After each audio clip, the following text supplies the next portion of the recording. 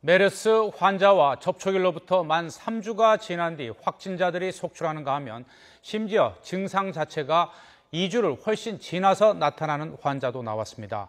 그래서 메르스의 잠복 기간에 대한 의문이 잇따라 제기되고 있지만 여전히 보건당국은 잠복기가 최대 2주라는 사실에는 문제가 없다는 입장을 고수하고 있습니다. 김기봉 기자입니다.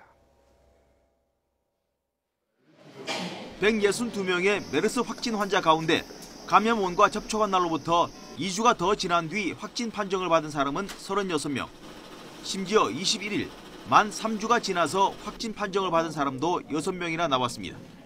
보건당국은 이에 대해 이런저런 이유로 확진 날짜는 늦춰졌지만 증상이 나온 건 그 전이어서 잠복기가 2주라는 사실에는 문제가 없다고 강조해왔습니다. 잠복기와 관련해서는 잠복기 지금 기준으로 삼고 있는 14일에 대해서 전문가분들의 의견도 그렇고 환자 상태도 그렇고 일자별로 볼 때도 그렇고 전혀 현재까지는 다른 어떤 문제 제기가 있는 상황은 아니고.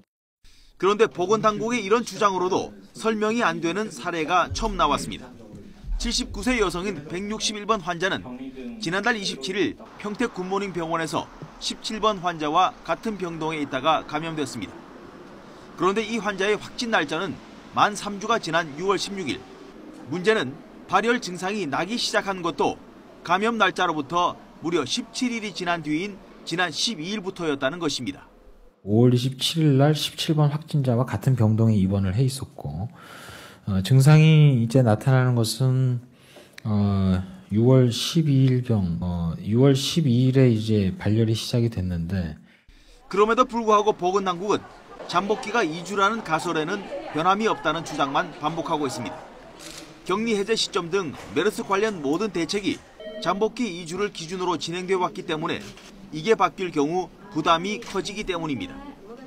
하지만 메르스를 확실하게 이겨내기 위해서는 당장 부담스럽고 힘들더라도 보다 투명하고 열린 자세로 실체적 진실을 찾아가는 노력이 더 필요하다는 지적입니다.